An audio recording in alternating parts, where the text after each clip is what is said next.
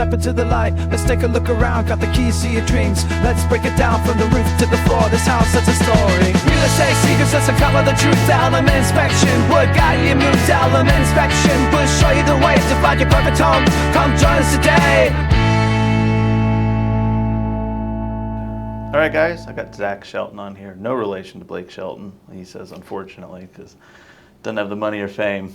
Not yet. But we're getting there. You're trying to build up to that fame and money, right? Yep, one step at a time, one view at a time. Yeah. All right, Mr. Shelton, then. So I'll start with a somewhat difficult question. This is, the market is changing. It is turning into a buyer's market.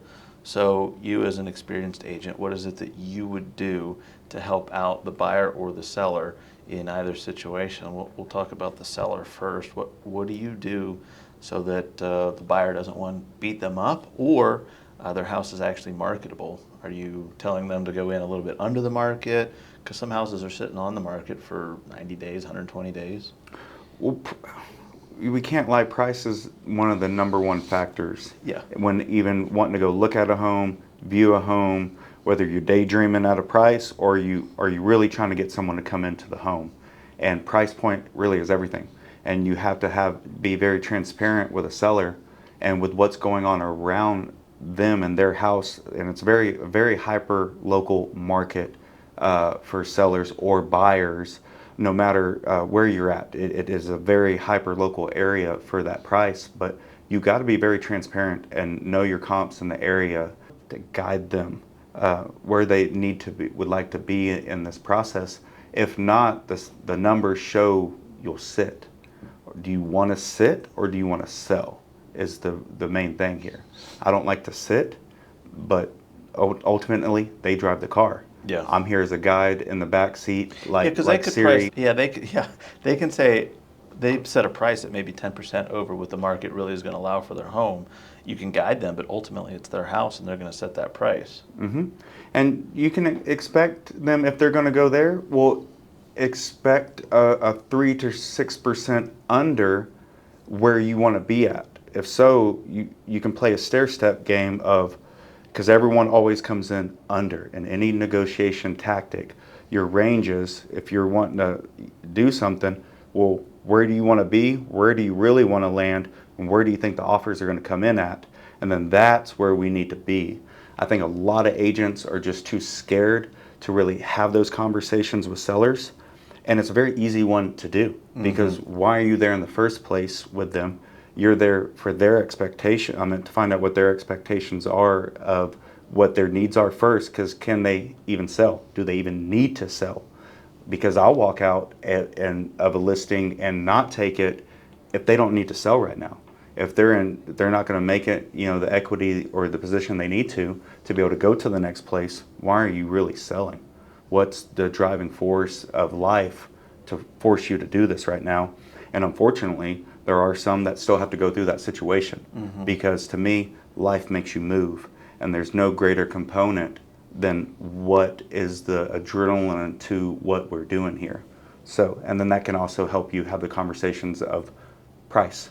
Yeah. But that's what I still believe a lot of people are too scared to have.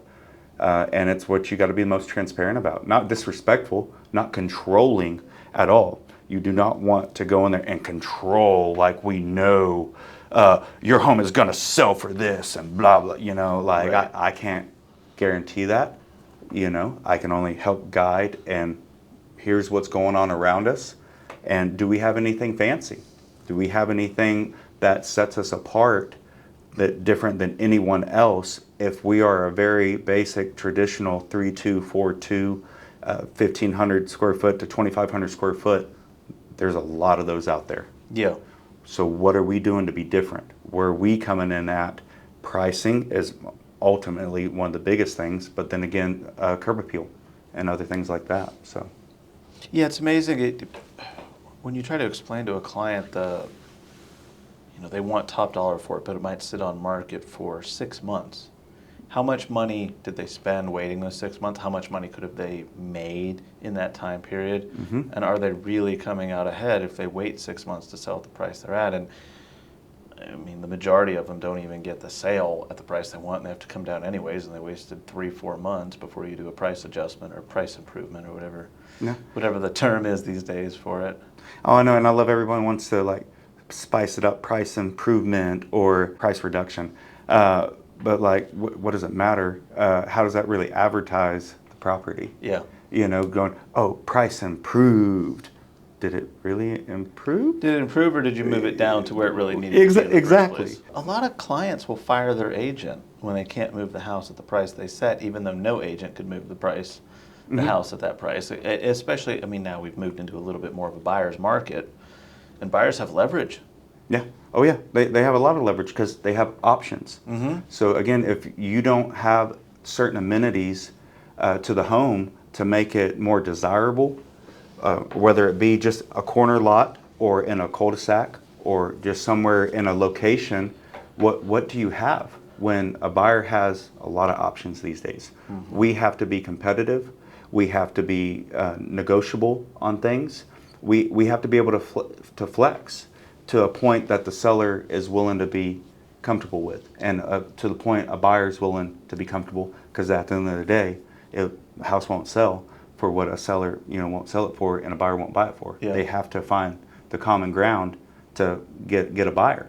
We've seen in the inspection world, people are buying more expensive inspections now, because when we're on the phone, we tell them everything that comes included with it. And one of the things the agents are telling us, that the buyer's agent, is the more they inspect, the more leverage we're going to have when we go to negotiations. Because if we find X amount of things wrong with the house, they really want to sell their house, so likely they are going to bend a little bit when we negotiate. Well, what bridge are you going to have to cross with anybody else? Excuse me. Or any of these bridges you're going to cross with any other buyer? Are we willing to cross these bridges? You're going to, and want to find a negotiation point on these, because they are very important to our buyer, and it's going to be very important to any buyer. And now, if it's a material defect, you're going to have to disclose it, because I'm making it known to you, because I'm also trying to find a reasonable solution to this, because hopefully my buyer may still want to negotiate with you.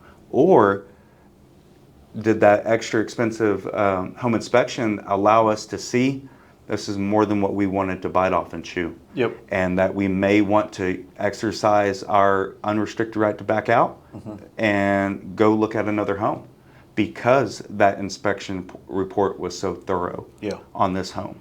And it's very worth it. We did one maybe 2 weeks ago, did a full inspection. Sewer camera showed there was definitely problems with the sewer system. Plumber comes in, gives a true estimate on all the work, licensed plumbing, and then because they paid $200 to us for the sewer camera, plumbing company comes in, writes up a full estimate for over $7,000 worth of repairs needed on the sewer system. They negotiated, I think, $8,500 off of the sale price, because $7,000 of it was just in plumbing. But many people negate that $200 sewer camera inspection. They would have never known that there was a problem with the sewer.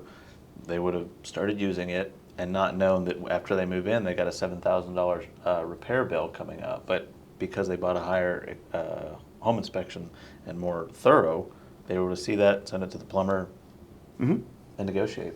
You want to find out when you're taking a shower for the first time or running your dishwasher for the first time? Man, that's when you happened. got your first rental? Yeah. And everything floods? We had a client say, no, I don't want any of the add-ons. I don't want you to look at the sewer. I don't want you to look at anything. And gosh, it was like 5 or 6 days after they moved in. The whole system backed up. No. They had to move out of the house. That's very unfortunate. Yeah.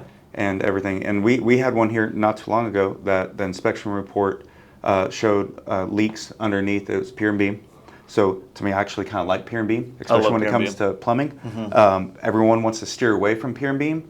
I'm sorry, when it comes to any plumbing issues, it's actually a little bit easier. Not so much on the plumber for having to get underneath and crawl. No, it is easier. But okay, then because you don't have to tunnel to get to it. And rip up all the concrete, which is even more expensive on a home with a slab foundation. But they had several leaks. We had a very, very quick and reputable company come out, and they were able to get on the spot and give us a quick inspection during our inspection period. A plumbing inspection? A plumbing, a full plumbing inspection. And that was such a huge negotiation pivot point to apply. And not only did we get a professional roofer to come out, that we had a series of hailstorms come through, and several in the neighborhood were already replaced and everything. So we were able to get them a full roof. We were able to get them over $7,500 towards plumbing. We were able to almost maximize the full 6% seller concessions because we had the inspections and the ammunition to support from the inspection reports and from the professionals. And so that buyer almost pretty much felt like they got a brand new home, even though it was older, because now they're getting all these things fixed by their choice of plumber, because they chose to receive the concessions from the seller to apply to get their own repairs. I almost never recommend for a seller to do the repairs, No. Especially on buy side. No. They're going to use the cheapest bid they get. Probably not even a real licensed electrician or HVAC company. And I've had people get angry at me on the buy side because I was super honest and said, do you want it fixed to the bare bones basic and still be irritated and upset with it when you move in? You will be. Well, no, why would you even say that? That they're only required to do it to the bare bones minimum or to functionality, I guess for contract or whatever, to functionality or whatever, and to whose level of function. And are we going to argue about this days before close? I'm a proponent of money. Let's get the money based on the invoices and even a little extra if possible, because it's going to be our headache now. But you're getting your repair people. Your touch is going to be on it, not the sellers. And again, that home and location. The warranty is immediate to you. You don't have to transfer it. Exactly. And you know what's being done, and you get to monitor and supervise, not hound your agent to hound the other agent to hound the seller. Are these things done yet? And have an exhibit A, section A, B, C, D, E, F, G, L, M, N, O, P, and no. You can send that over to start negotiations, but I would say we settle on money. And I always like to have that conversation up front, seller expectations, buyer That's expectations. A huge thing. Having those conversations when you walk in. Yes, you have to, because that goes back to our original conversation about sales price, is that seller's expectations. Because once we get past the pricing hurdle, well, now we can get to what someone may want to repair or do by walking around and being honest and addressing the elephants in the room with your seller, and not being scared to walk around and not ask questions that are visible things that I can see the cracks. I can see ant piles up against your house. That's ant pile, just going there. That's the number one thing for a WDI when you got a veteran. Please get rid of all ant piles or any brush touching the house. You want to immediately eliminate that headache with VA, which I love VAs, and VAs is one of the best ones still out there. And because you get a WDI with it. Most people on the other side, they don't attach a WDI and go ahead and get an inspection, and then you have backing to get it sprayed or get an inspection company or a pest or termite control, and get a little extra for your buyer there on that. But those are just little things, setting those expectations, not being scared to have it with the seller and with the buyer, so that way you're prepared for that inspection, and let the seller know. I like to ballpark, depending on the home or size or whatever, up to possibly $2,500 from a buyer in repairs from anything. We don't know, but I'm gonna say worst case scenario is gonna be $2,500 that they're gonna come in and ask for all these miscellaneous tic-tac stuff. But or if they don't, hey, we win. If they do, you were prepared and ready for it out the gate, versus going, whoa. You never told me about this. You didn't say they were going to have the home inspected. You didn't say they were going to ask for this. You didn't say they were going to want to have the sewer checked. You didn't say they were going to want to have a roofer come out and inspect. You didn't say these other people were going to be in my house. Well, no, that's all part of selling your home. We're about to open these doors up to a lot of people? Are you prepared for that? You know, because these other people will have to come in and verify this information. Are we hiding anything? I hope not. Please don't hide anything, because it's gonna come out. Anything done in the dark is gonna come out into the light. So please let it come out, because I definitely don't want to get sued. Right. And we're in definitely in the industry where people can make mistakes or not divulge information because they didn't want to ask the right questions. And we're willing to ask those questions and set those expectations with buyers or sellers so they know what they're going to get into. And there's not a surprise. Here's what's up at the beginning, and here's A, B, or C next steps along the way. And I find that is one of the best things clients love, is what's going on now, and then what are my next 2 to 3 steps here. So you're always giving them the vision and then the buy-in and where we're going on this journey together. Right. So. Oh, that makes perfect sense. Yeah, giving them upfront information about what to expect, being blatantly honest. I had a foundation guy who uses my plumbing company all the time, and he tells people, when I lift the foundation, there's a high likelihood that the drain lines disconnect. If they disconnect, you have to pay for a whole other service. And he tells them that right up front. Or hydrostatic testing. Well, he does the in order for his warranty to go into place and effect, you have to pass the hydrostatic. And he says, when I lift this up, there's a high likelihood it is going to break. If it does break, it'll fail the hydrostatic test, at which point then you're going to have to pay more money to fix it. And so he's letting them know right out of the gate, you're going to spend $30,000 or $40,000 on this project. Yeah. I mean, people don't like to hear it, but they love hearing it from an honest guy. Yeah. And that's what you have to be in this industry, and it's the way you get repeat and referral, which is how you survive in this industry, because we're nothing without our clients and our people and our family and our friends and our 100%. sphere, and especially strangers. I love strangers more than anything. They're the biggest supporters. Open houses. I love strangers. It's meeting someone new, and you get to both feel you're both alive. You're both recognizing you exist, and that's very important in this world for people. And that quick social interaction, much less, oh, are you here to look at the home? What brought you in today? Yeah. Well, buying a house, silly. Yeah. You know? Obvious. You know, everything. But I do love open houses. Yeah, as no, well. I brought in a lot of business. I made a lot of connections by going to open houses and talking to the real estate agents about our home inspection services.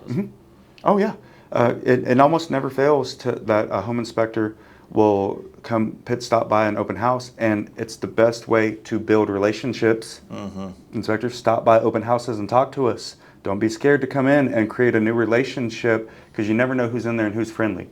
Don't let the previous person stop you. Yeah. Because they weren't so friendly. Keep going. I've had some very unfriendly agents, but you get that. Exactly. Yeah, I mean, you get that anywhere. Go somewhere, or go in like my son's school parking lot in the morning, and you'll see who's nice and who's not, trying to cut in and get somewhere. I'm thankful I'm in the industry, man. I got time. Yeah. I'm jamming. You know, we're good here. You know, I ain't got nowhere to be that quickly. So, you know, that's why I'm thankful for this industry and what it provides. And just like those little opportunities, but majority is we get to meet and impact lives, and that is the biggest, lovingest thing, most servant thing we could do. And that's what I absolutely love about this industry. It's because you get there and you get to be a servant, and you get to be a guide, and what more fun is that? Especially when you go somewhere and the person having all the fun is the tour guide. It's the person with the microphone. It's the person on the bus leading you around on the tours. They're having the most fun because we get to experience this every day. It's like a birthday party every day when you're getting to help someone buy a home or sell a home. It's like a never-ending birthday party. Christmas every day. Like, really? I don't know if other people look at it like that. But it's so exciting. No, I know some agents that definitely don't look at it that way. You know, well, they look at it as a transaction and a It's paycheck. a transaction. Those are the ones that never last more than about 2-3 years. And those are all those statistics out there of the people who 40,000 agents, you know, did one transaction or less and got out. Yeah, they weren't willing to put in the work. They didn't want to see that it's a relationship, it's trust, it's those expectations that build the foundations that you want to have in this. Because anyone can fill out a contract. Yep. They are making it so easy these days for us to fill out the input the information that we can become a kiosk industry. Go into McDonald's, go into anywhere, any department, or not necessarily department stores, but supermarkets. They're going kiosk and self-serve. If we don't prove our value as a seller's agent, as a buyer's agent, as a representation for real estate agents and professionals, you tell me we can't be out of a job in a few years with the way technology and AI and ChatGPT Definitely. and Canva and the way and everyone can power together and Amazon. Don't let Jeff Bezos get into this, you know. Yeah, you can see the path where if an agent does not provide the value in their service, that technology could take over very quickly, and you can just, I mean, it'd be like Facebook Marketplace for houses. Yeah. Get a text, can I come look at your house? Yeah. And which I hope it will never replace, because I feel like we are something that it is a necessity to life underneath the very most important of doctors and lawyers and police, fire, teachers, educators are a very, very important thing out there. And then you can put real estate agents towards the bottom, underneath all that, because you need us and we need you to get anything, to get the building, to get the schools, to get the hospitals, the land, the police departments, anywhere. We all got to work together. And to me, I found real estate is that foundation. Yeah. It's that number one piece, no matter whether you want to be in commercial and help all those big first responders and everything that's important to our community. But I feel like we're a big proponent to our community, and being community driven and based is, and that's a reward that you can't put a price tag on. Right. You know, and everything. But it's just me. No, it's, So. I mean, everything you're saying is true. It's, if you're not willing to put in the energy to be a partner in the transaction, and you're just there for the transaction, they don't make it. I mean, in our industry, the average agent uses a home inspection company 1.8 times per year. So that means their transactions are very, very low per year normally. But that's the average, is 1.8 times per year will an agent use a home inspection company. So not many and those that average is bumped up by the agents that are using home inspection companies 50 times a year. So that the old saying that they sell about one house a year is very true. Yeah. They're just not a lot. They're not wanting to put in the work. No, they don't want to do that. But you've put in the work. You've enjoyed it.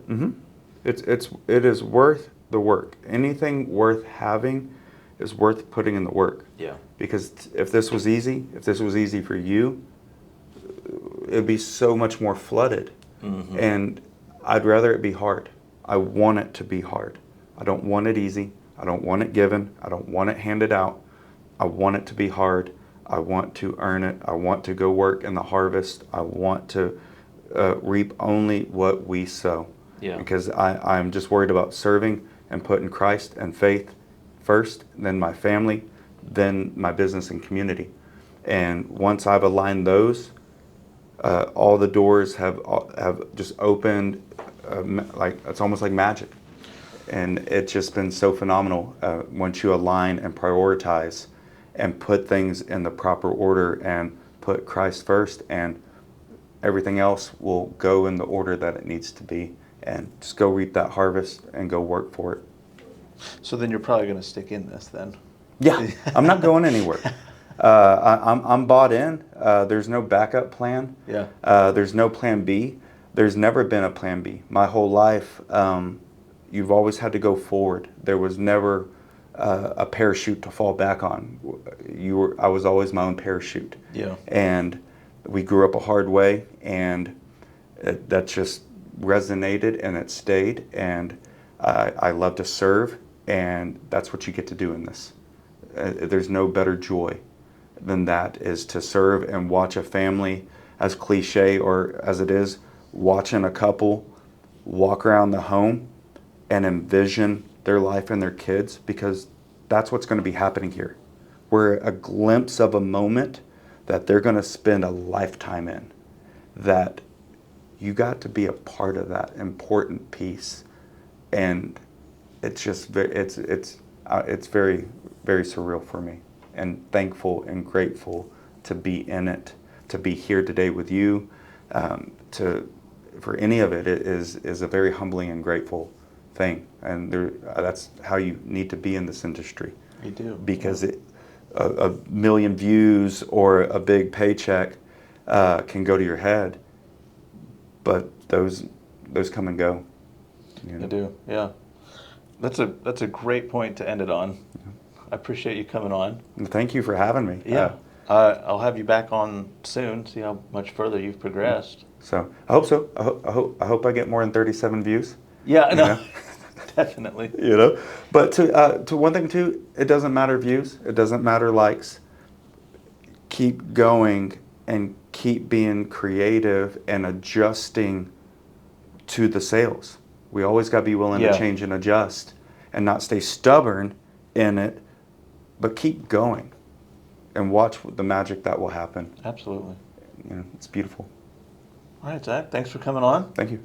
We're going to put all his information down below. If you'd like to reach out to a fantastic agent, his email, text, everything will be down there. Thanks for watching, guys. Catch you on the next one.